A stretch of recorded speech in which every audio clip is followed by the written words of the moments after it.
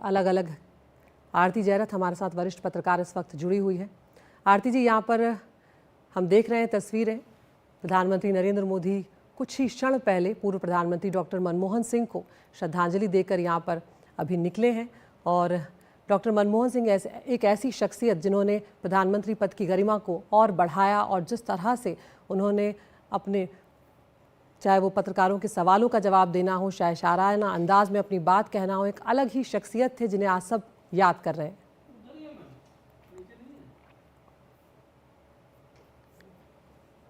आरती जी, आप हमें सुन पा रही हैं?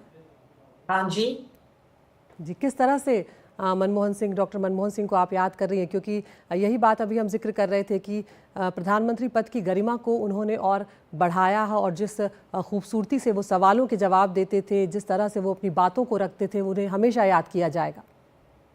बिल्कुल। मुझे याद है जब वो पार्लियामेंट में बैठते थे, चाहे वो प्रधानमंत्री थे या वित्त मंत्री थे या लीडर ऑफ ऑपोजिशन थे, उनके दरवाजे हमेशा खुले थे प्रेस के लिए। हम जाते थे, मिलते थे, और इतने मतलब विनम्रता से हमसे बात करते थे। आप सोच लीजिए, इतने बड़े आदमी, मेरे से उम्र में भी बड़े, पर वो मुझे हमेशा आरती जी बोलते थे। तो ये विनम्रता जो थी उनकी, सच में मतलब कोई भूल सकता है ये कि इतने बड़े आदमी इतनी पोलाइटली और इतने हम्बल ह्यूमिलिटी के साथ बात करें किसी और से। तो पर हाँ, अब पर इसके अलावा मतलब व्यक्तिगत जो उनके गुण थे, उसके अलावा जो उन्होंने देश के लिए किया in terms of economic reforms, fiscal reforms, ये जो पूरा इकोनॉमी को खोला उन्होंने, आर्थिक ये बदला जो उन्होंने, इसको कौन भूलेगा। और इसके लिए हमको हमेशा मतलब ग्रेटफुल रहना पड़ेगा, अप्रिशिएट करना पड़ेगा। और हाँ, मतलब वो जो करप्शन स्कैंडल्स थे जब वो प्राइम मिनिस्टर थे, वो उनके सेकंड टर्म में थोड़ा मतलब दाग आया, पर जब वो पद छोड़ रहे थे तो उन्होंने कहा था that I hope history will remember me kindly. और मेरे ख्याल में history will remember him kindly, क्योंकि जो उन्होंने कंट्रीब्यूशन किया है देश के लिए, वो कभी हम लोग भूल नहीं सकते हैं।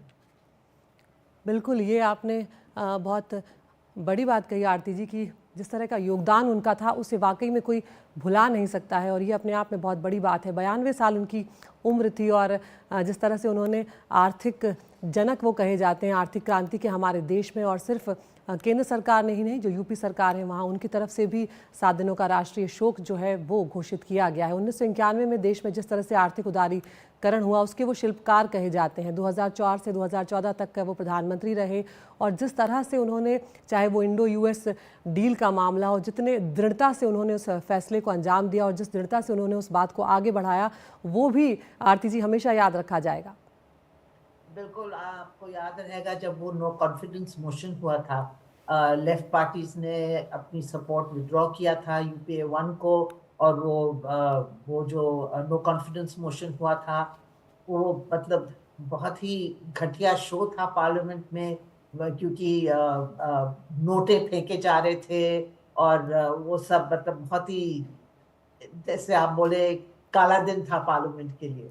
पर फिर भी उनकी उनकी जो छवि, मनमोहन सिंह की खुद की छवि पे कोई दाग नहीं लगा। और बल्कि उसके बाद जब कांग्रेस पार्टी ने ये कॉन्फिडेंस मोशन जीत लिया, और वो लेफ्ट पार्टीज चले गए, तो समहाउ ये स्लोगन बना, उस टाइम उठा था, सिंह इज किंग, आपको याद होगा। तो क्योंकि बिल्कुल। क्योंकि उनकी खुद की छवि जो थी, वो इतनी अच्छी थी कि जो भी सीन्स हमने देखे थे पार्लियामेंट में, ये नोट फेंकना और इतना हल्ला गुल्ला होना, वो उन पे दाग नहीं पड़ा। और एक्चुअली मनमोहन सिंह इसके बाद काफी स्ट्रांग निकले, और जो 2009 में चुनाव हुए थे और कांग्रेस पार्टी के नंबर बढ़े और वो वापस आए दूसरे टर्म के लिए, आपने उस टाइम जो सारे अर्बन सेंटर्स थे, वो पूरे के पूरे वहां वोट वापस आ गए कांग्रेस को, पूरी स्वीप ही हुई थी कांग्रेस की वहां। तो ये सब मतलब वैसे तो मनमोहन सिंह एक टेक्नोक्रेट थे, पर उनमें ये पॉलिटिकल स्किल भी था। जिस तरीके से उन्होंने ये सिविल न्यूक्लियर डील यूएसए के साथ आ, आ, इसको इसको नेविगेट किया, इतना ऑपोजिशन हुआ था, फिर भी वो बिल्कुल ही इस पे फर्म रहे, बिल्कुल अटल रहे इस पे। और तो मनमोहन सिंह में ये गुण भी था कि वो वैसे तो बहुत ही मीक माइल्ड लगते थे, पर अगर उन उन वो किसी चीज में बिलीव करते थे, उनमें उनमें कन्विक्शन था, तो उस पर बिल्कुल अटल रहते थे। तो ये क्या, अब मनमोहन सिंह के बारे में तो एक पूरी पुस्तक लिखी जा सकती है, और लोगों ने पुस्तक लिखी है। जी। उन्होंने खुद कभी मेमोआर नहीं लिखा अपना।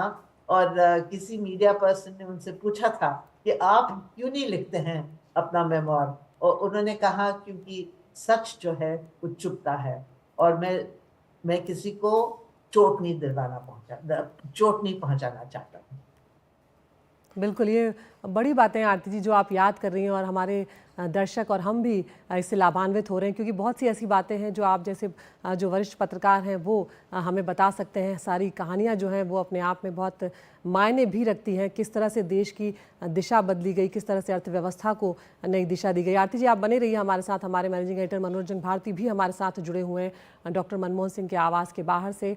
मनोरंजन, यहाँ पर जिस तरह से आरती जी जिक्र कर रही हैं कि जिस दृढ़ता से वो बाद में निकल कर आए, कई आलोचनाएं उनकी हुई, बाद में वो सिंह इज किंग कहलाए, लेकिन एक वो दौर भी था जब खामोशी के चलते उन्हें मौन मोहन भी कहा जाने लगा था, और उसके बाद उनका वो मौन रहना कहीं ना कहीं पहले उनकी कमजोरी के तौर पर भी आंका गया, और बाद में भले ही वो उसकी शक्ति बन गई। He spoke for the people. He had a lot of knowledge about economy and financial matters, and the country prospered at that time with Dr. Manmohan Singh. My deepest condolences to him and his entire family. Can his place be filled by anyone in the future? The Congress party has many people who have learned from Dr. Manmohan Singh, and yes, what his dreams were will be taken ahead, and the Congress is the only way financially and economically that the country can prosper ahead. Thank you. तो Robert Vadra को हम सुन रहे थे। मनोरंजन, आपने मेरा सवाल सुना होगा। मैं मौन मोहन जो उनको कहा जाने लगा था, जो बाद में उन्हें पहले उनकी कमज़ोरी के तौर पर देखा जाने लगा, लेकिन बाद में वही चीज़ उनकी कहीं ना कहीं एक शक्ति के तौर पर, उनकी ताकत के तौर पर उभरी।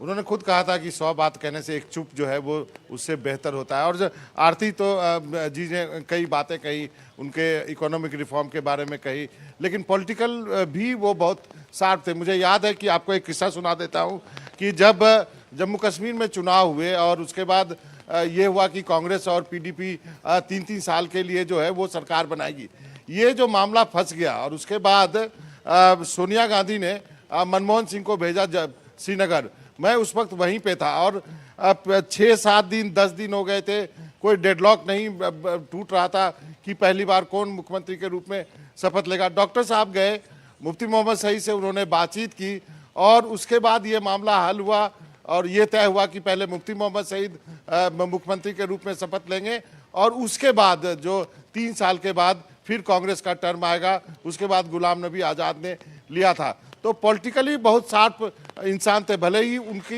ये कला दब सी गई थी। मैंने कई बार देखा, पवार साहब से कोई बात करनी हो तो सोनिया गांधी जो है मनमोहन सिंह को भेजती थी। ये सब उस वक्त की बातें हैं जब वो प्रधानमंत्री नहीं बने थे। इसलिए जब ये फैसला सोनिया गांधी ने किया था कि मनमोहन सिंह ही प्रधानमंत्री होंगे, ये खबर हमने ब्रेक करी थी, उस वक्त भी मुझे इस पर ज़्यादा अचरज नहीं हुआ था, क्योंकि मैं पूरे सीक्वेंस ऑफ इवेंट को जब एक साथ जोड़ के उस दिन देख रहा था जब ये घोषणा हुई थी कि मनमोहन सिंह ही प्राइम मिनिस्टर होंगे, तब मुझे एहसास हुआ कि नहीं, इनको जो है राजनीतिक क्राइसिस मैनेजमेंट के लिए भी कांग्रेस अध्यक्ष ने बार बार भेजा है और उन्होंने करके दिखाया है। तो इसलिए जब आप बड़ी ही विनम्रता से और बड़े ही शालीनता से किसी के साथ निगोशिएशन टेबल पर धीमी आवाज़ में बात करते हैं तो उसमें काफ़ी वजन होता है। सादगी का अपना एक वजन है, शालीनता का एक अपना वजन है, और ज्ञान तो शायद उनके पास इतना था कि कोई भी तर्क में उनसे जीत नहीं सकता था। न्यूक्लियर डील के बारे में बात की आरती जी ने। मैं आपको बता दूं कि सरकार गिरने वाली थी, लोकसभा में बहुत ही हंगामा मच रहा था। सरकार बचानी थी, सरकार बचाने के लिए कहां से समर्थन आएगा, पूरा कांग्रेस पार्टी इसको मैनेज करने में लगा हुआ था। लेकिन डॉक्टर साहब और उनके जो पीएमओ में मंत्री थे पृथ्वीराज चौहान लगातार हम सबको ब्रीफ करते थे और कहते थे कि सरकार भले ही चली जाए, हम इससे पीछे नहीं हटने वाले हैं, यानी डॉक्टर साहब इससे पीछे नहीं हटेंगे। और उसके बाद फिर जो है समाजवादी पार्टी, तृणमूल कांग्रेस, किसी और वीआईपी के आने का जो है समय हो गया है। गाड़ियां यहाँ पे एक बार फिर से आ गई हैं। उपराष्ट्रपति आने वाले हैं शायद, जहाँ तक उपराष्ट्रपति के आने की बात हो रही है। उपराष्ट्रपति साहब 10:25 पे उनका टाइम है और वो आएंगे। तो निश्चित रूप से डॉक्टर साहब के लिए बहुत सारे किस्से हैं हमारे जैसे लोगों के पास, आरती जी के पास, जिन्होंने उस दौर में हम सब ने उनको कवर किया है, उनके 10 साल के शासन को। उसको आप 2 हिस्सों में देख सकते हैं। 5 साल का शासन शुरुआत का उनका शानदार इनिंग था, मतलब मनरेगा हो, राइट टू इंफॉर्मेशन हो, जो आज के दिन आप आधार कार्ड देखते हैं, यूआईडी की स्कीम हो, ये सारी चीज़ें हैं, राइट टू एजुकेशन की बात कर ले, ये सारी चीज़ें थी। और यही वजह थी कि कांग्रेस पार्टी ज़्यादा सीटें लेकर के जो है 2009 में आई बिल्कुल, और सीटें बढ़ गई। दूसरा कार्यकाल को लेकर के हम भी उसकी भी बहुत हम चर्चा कर सकते हैं। लेकिन जैसा कि फिलहाल हम 3 तस्वीरें यहाँ पर मनोरंजन दिखा रहे हैं अपने दर्शकों को। प्रधानमंत्री मनमोहन सिंह को श्रद्धांजलि देने के लिए प्रधानमंत्री नरेंद्र मोदी पहुंचे, गृह मंत्री अमित शाह और बीजेपी अध्यक्ष जेपी नड्डा, जिन्होंने आज सुबह कुछ देर पहले जाकर पूर्व प्रधानमंत्री डॉक्टर मनमोहन सिंह को श्रद्धांजलि दी और उनके परिजनों के प्रति अपनी सांत्वना जो है वो व्यक्त की है।